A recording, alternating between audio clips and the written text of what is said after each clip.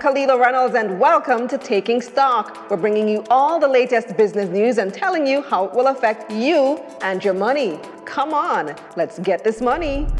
First up, there's a new group on the block promoting alternative investments.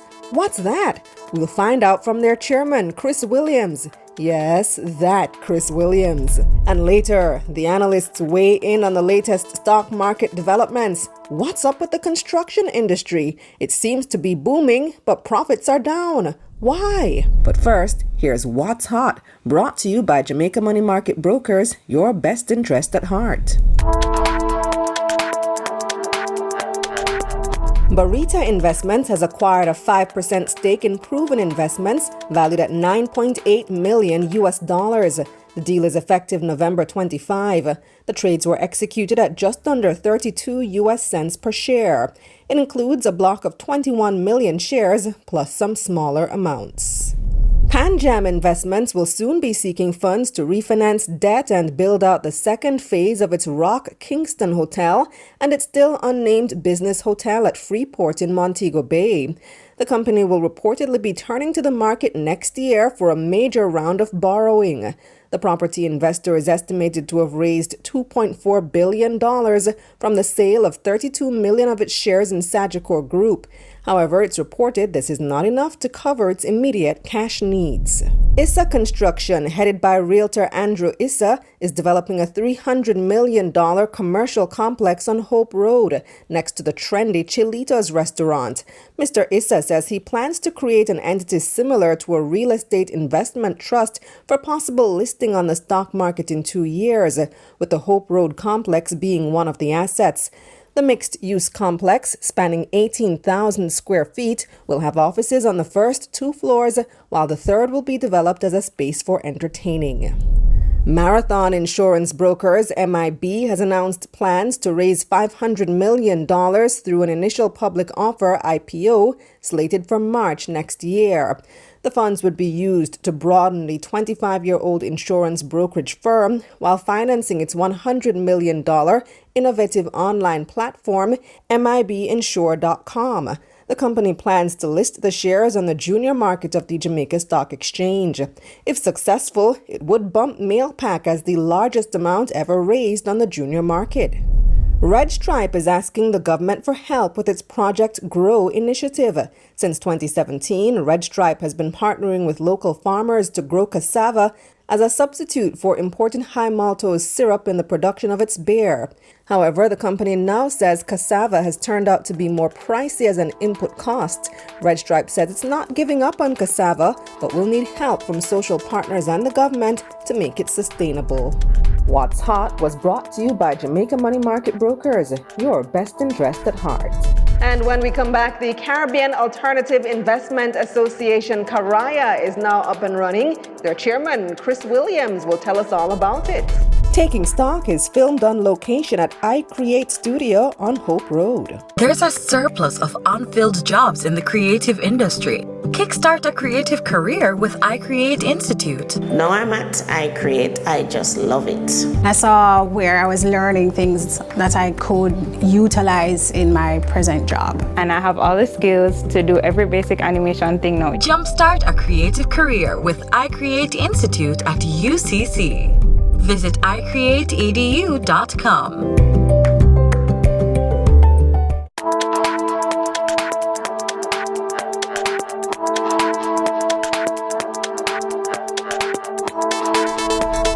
This segment of Taking Stock is brought to you by Bulwark Insurance Agent. Insurance made easy. Welcome back to Taking Stock. The Caribbean Alternative Investment Association, CARIA, has recently been formed, and their chairman, Chris Williams, is here to tell us all about it. Hi, Chris. Hi, how you doing, Kalina? I'm good. I have a latte for you in the back. That's low. That's low. No, seriously though. That's low. A lot of people were upset with you about that. Do you want to clarify anything before we jump into the meat of the matter today? Well, at the end of it, as you know, a lot of people would have recognized from listening to the audio. We were in a relaxed environment and we were having fun. So it was a flippant comment. It was just in the heat of the moment. It was meant in jest. It was meant in jest. It sounded like a joke to me. Yeah, it was you're meant right. in jest. However, at the core of it, the fundamental point remains that home ownership is something you're going to have to prioritize ahead of consumption and even ahead of motor vehicle. I mean, as you can see, a lot of the demand for loans is coming in the form of automobile loans. And I think that you know, those things should be delayed in preference for home ownership, because we live on an island and real estate market is limited, and it's only been going one direction. Yeah, and the issue of affordable housing is always a hot topic. It's always a hot topic. The Prime Minister was just talking about it this week as well. Right. Yeah. So, I mean, I've never personally bought a house that I didn't think at the time I was buying it, it was expensive. Yeah. You know, every time I bought a house, I said, boy, this house is ridiculously expensive. And then 10 years later, I look back at it and like, wow, that's a good price. So, you know, prioritize that investment. That's what I'm saying. Yeah. Prioritize that investment ahead of your consumption needs, ahead of motor vehicle, you know, ahead of, you know, all those other things, because home ownership is a great investment. Okay. All right. Fair enough. So let's come to career now. Let's move on. Now that we have that out the way. Bury it, please. First of all, what is alternative investment? Great question. The investment market is divided between traditional and non-traditional, or traditional and alternative. The traditional is bonds, which, you know, we're very familiar with government bonds and so on. Not as attractive right now, but certainly in 5-6 years ago, it was very attractive. And stocks. Those are the two traditional investment forms. Non-traditional includes private equity, venture capital, mezzanine credit, real estate investment trusts, private capital, receivables financing, inventory financing. There, you know, it's a wider commodities, etc. It's a wider market, and a market that we now need to start to develop. So the non-traditional alternative synonyms. Yes, the traditional bonds, stocks, and pretty much everything else is alternative. It's alternative. So what are the challenges in alternative investment that necessitated a whole organization being formed? First and foremost is education, and you know, and obviously that's why we're here to reach out to the public to say that the ecosystem for both financing and for investing is wider than just traditional, and we have seen that globally, and we want to introduce that locally. So we're just trying to widen the ecosystem, because the wider the ecosystem is, the stronger and more stable it becomes, right? So we're just trying to strengthen the ecosystem, the investment ecosystem. So what we're on the first part is that the association's mandate is to educate the public on these new alternatives. You may have seen several of them coming forward with Cygnus, with Proven, with First Rock, etc. With, you know, even with the traditional players creating alternative investment instruments. So what we're saying to the public is expect a wider variety of investment opportunities that will now start to include some non-traditional opportunities. But who is it that you feel like you need to target more? Because you have the SMEs on the one hand saying we want credit, we want investment, we want this and that, and we're not getting it in the traditional sector. And then you have the people like the Provens and the Cygnus and so on, people like yourself and venture capitalists. Who needs to hear this message more? I think that we want to deepen the market on both sides. First of all, we think that the conversation is a conversation of access to financing, as opposed to access to commercial bank financing. We don't think that the conversation is limited to commercial banking. We think people are screaming out for access to financing. We don't think the commercial banks are especially coming off our history of the 90s, we don't think the FinSAC and so on, we don't think we want the commercial banks to try to be all things to all people. They have a certain fiduciary responsibility. We want to limit them to that. Now, outside of that, we need to now create entities that are going to fill that void. Because obviously if the commercial banks are not going to step into that space because of their fiduciary responsibilities, there's a void for SMEs and even for large businesses in terms of providing inventory financing, receivables financing, venture capital, private equity, etc.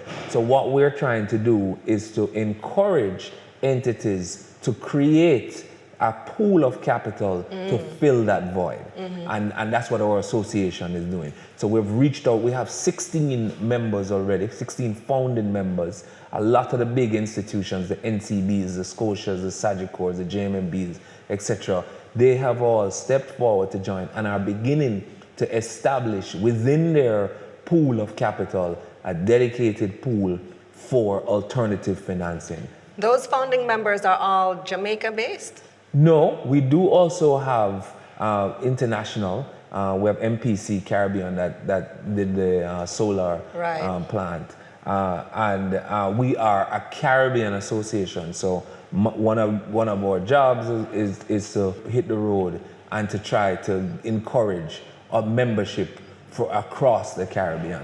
Because the alternative investment space is not limited to just investment opportunities in Jamaica.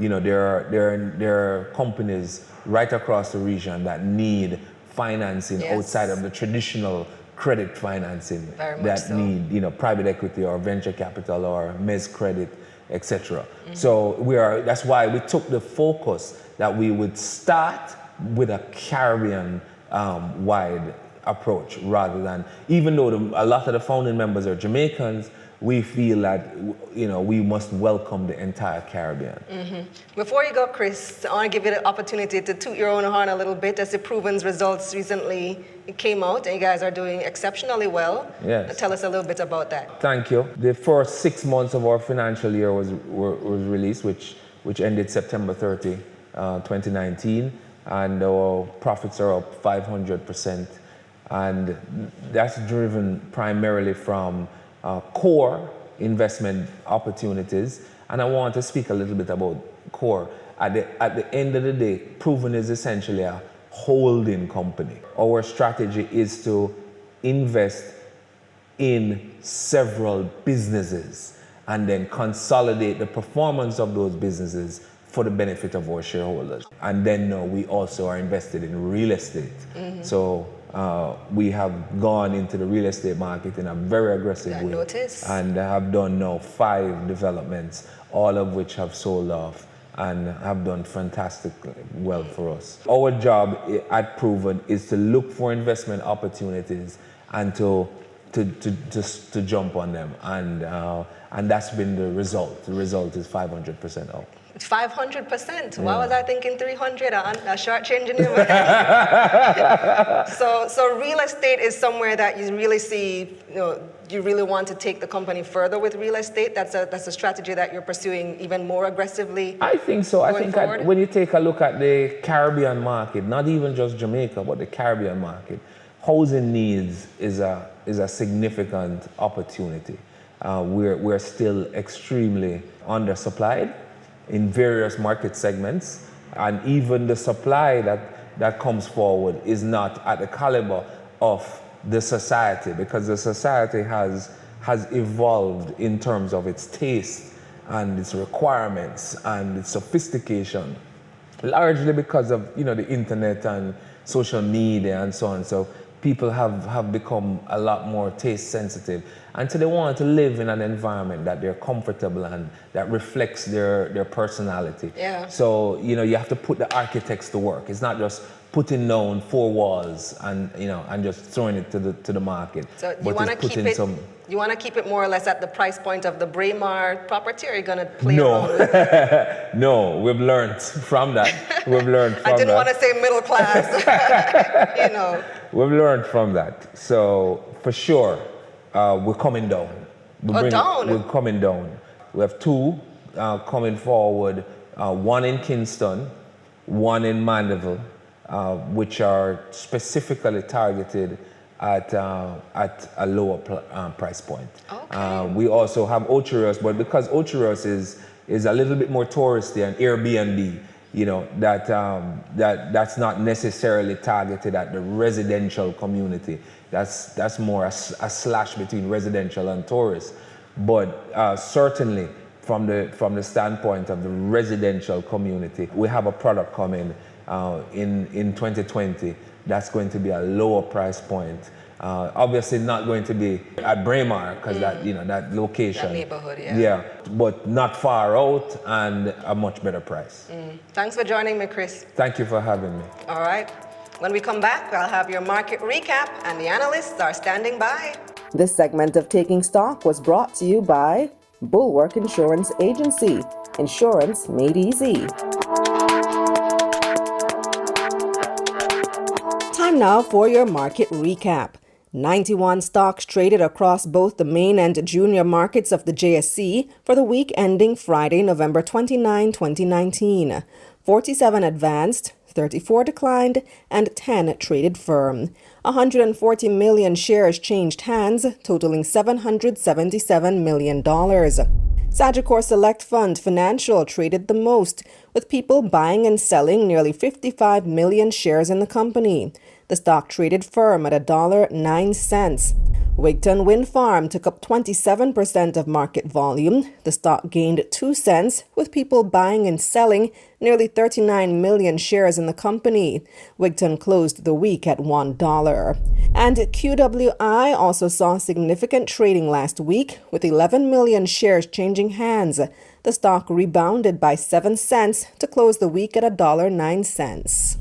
Turning to the top advancers now, Palace Amusement saw the biggest gain, its share price jumping a whopping 38% to close the week at $2,900.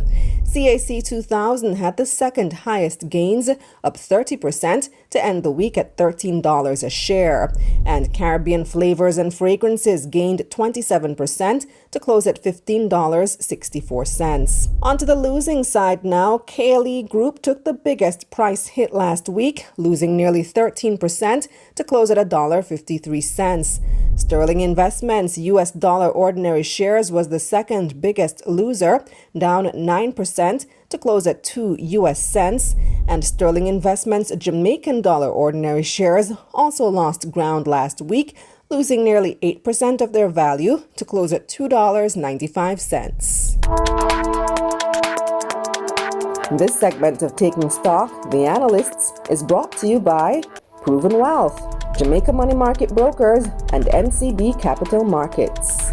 Welcome back to Taking Stock. I've got a team of analysts to examine the week in business. I'm joined by research and strategy analyst at Sagicor Investments, Jodianne Aris, investment research and sovereign risk analyst at JMMB Group, Leavani Dillon. And our guest analyst this week is an entrepreneur. I like to call him the president of finance Twitter, JA. At least you're part of the executive, Mark Gale. Welcome to Taking Stock. Thanks for having me. All right, let's start by just finding out what's on your mind today. Jodianne, let's start with you. Anything stood out on the market this week? The allocation results came out for both Mailpac and Blue Power. I think we weren't necessarily surprised by the low. But just 2,000 shares for But it was a small raise, and there's a lot of money in the market, so Yeah. it's a big chunk of money chasing a very small raise. Right. Half of it was reserved, and so we didn't expect that persons would have necessarily gotten full allocation or what they wanted. So I wasn't too surprised by those. And similar for Mailpac, which was, I think, allocated at minimum 20,000 and then I think 4% of your remaining. That also was in line with what I had thought it would be, because Mailpac was a big brand that persons are familiar with, and I'd anticipated that there would have been heavy demand for that, and it wasn't a big raise, it's just 150 million to the general public. So, you know, some people were saying, you know, waste of time to even try to go after something like a lumber because it was such a small raise and you only got the 2,000 shares. You think it would have been a waste of time? No, because they would have gotten 2,000 shares at the IPO price. I mean, being that there's that strong demand, you know that once it hits, that price is going to go up. So you get a little bit at the IPO price, and then you can go for the amount that you want once it's open on the market. Leovani, what's on your radar this week? This week, I'm glad to see that the market recovered. Today wasn't such a good day in the market, but for November, the market was up about 1%. It's coming off a weak October. Market was down like 4%, which was one of the worst months, well, the worst month for the year, and one of the worst months going back to 2017. Why was it so bad in October? What happened? I think some of the larger cap stocks didn't perform so well, and I think there was a lot of attention on IPOs during the period. So what happened is that persons were probably realizing gains because going earlier into the year in July, the market had one of the best months, up like 11, almost 12%.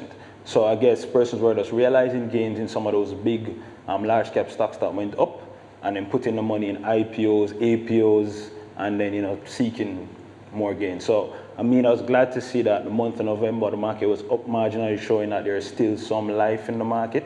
And yeah, so I like what I saw for the month of November. Granted, I don't want to see more, but let's see how it plays out for the rest of the year. Mark, what are you eyeing?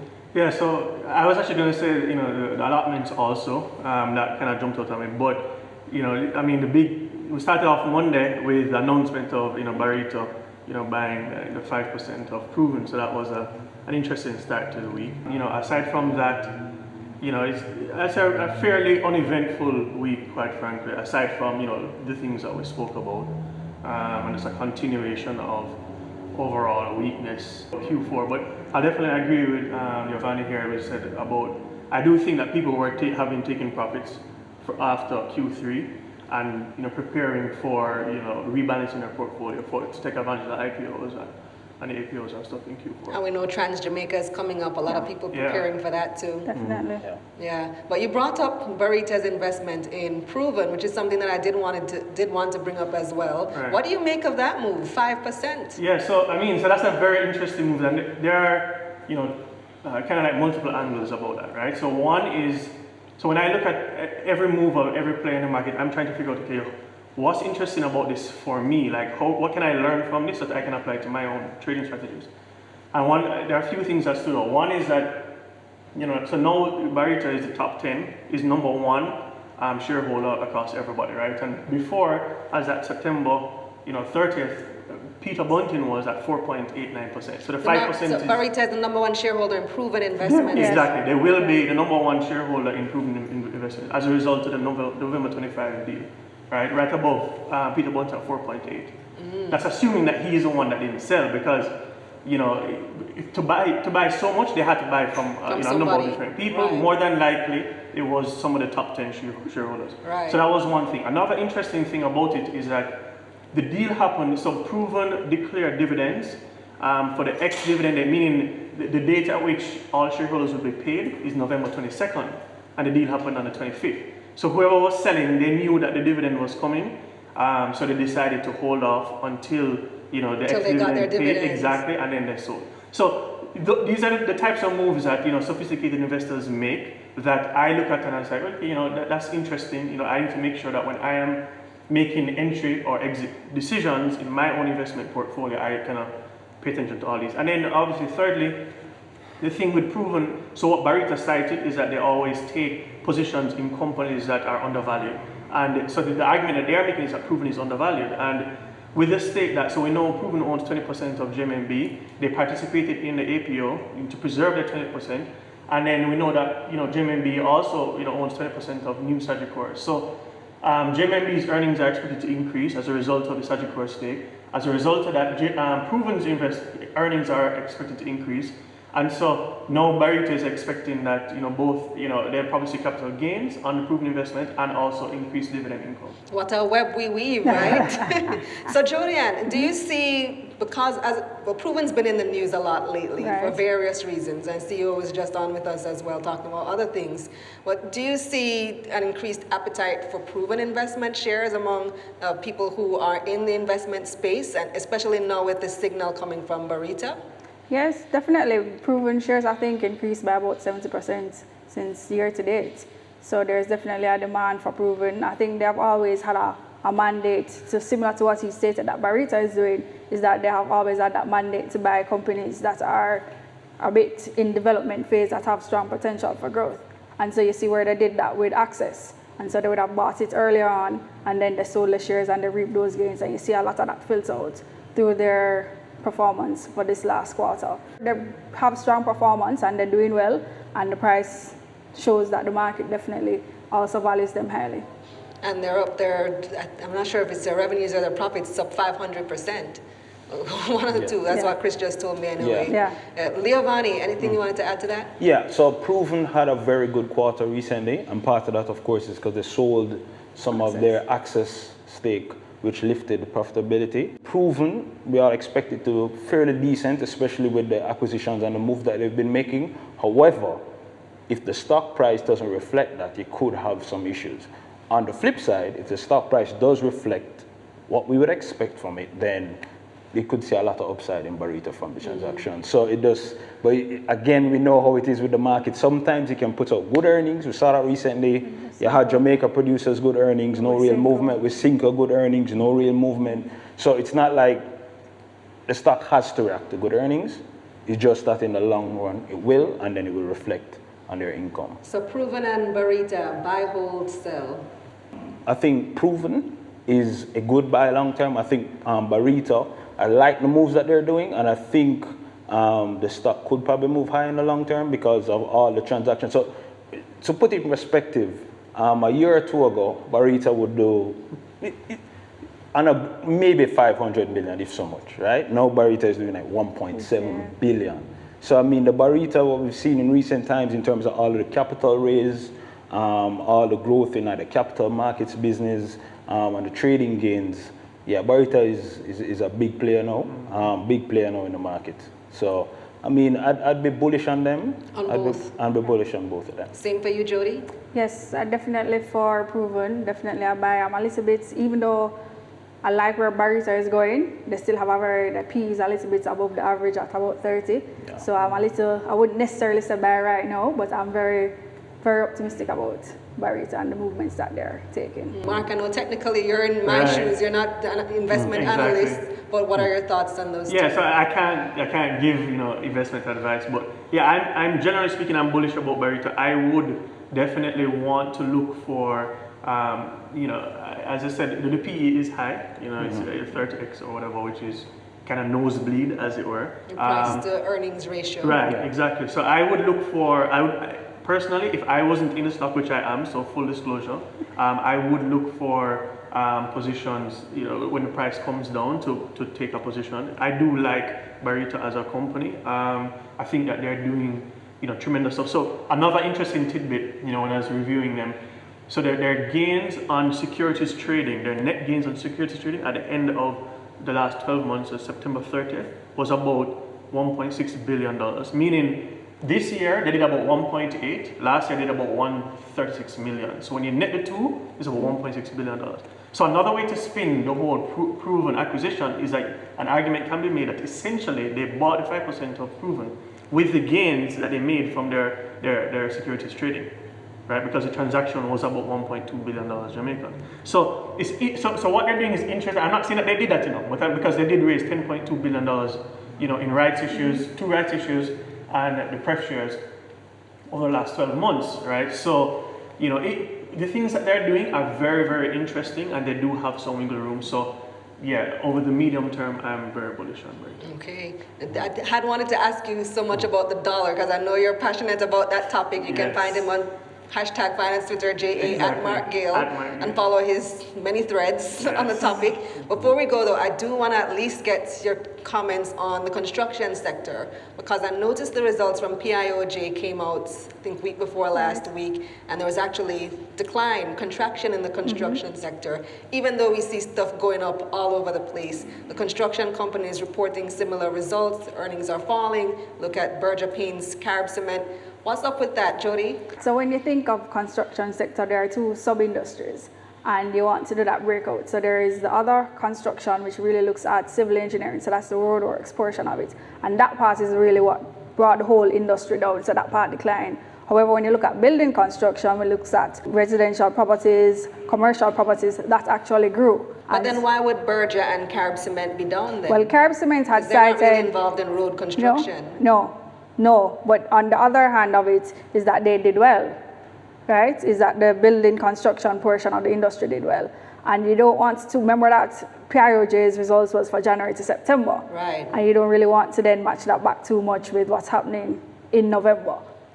Berger production, I think paint production, I'm not sure how that's doing particularly, but in terms of cement production, they had cited that they had closed the plants for maintenance, and that was a big part of why it is that their production was down. But the market would generally have some sort of allowance for importation that would allow for, if there's need for construction inputs that we'd import that cement into. So I mean, I wouldn't too much watch the 0.3 decline in construction industry because that largely reflected the roadworks being less this year relative to the prior year. But in terms of building construction, that portion of it is still very, very booming. And if we look and we think about hotels that are going to be built and the projections, we're still very optimistic on that part of it. So I'm not too worried about a dip in construction as it's impacting these companies over the next 12 months. Let me give you the last word, Leovani. Yeah, I'd agree with most of the comments here. I think there is some softness. If you look on Carib Cement's Q3 2019 revenue, there's actually a marginal decline. But the thing about Carib Cement to bear in mind, there's many factors at play. So it's not just how the construction industry does, there's also internal issues that can be at the company. So again, like for example, the exchange rate can have a significant impact on them because a lot of their debt is in US dollar. So what happens is that if the exchange rate, the J dollar, weakens, depreciates against the US dollar in any significant way in a given quarter, it can materially impact their finance expense. And the reverse can happen. So for example, if you look back in Q4 2018, Carib Cement had a phenomenal quarter. It was like $1.1 billion in profit, almost $1.2 billion. And when you look on that number, part of the reason why they could got such a good number, one was the effective tax rate was very low, it was like 10%, usually it's around 25%. And also, they actually had a finance gain, and part of that was because the Jamaican dollar strengthened 5% in that quarter.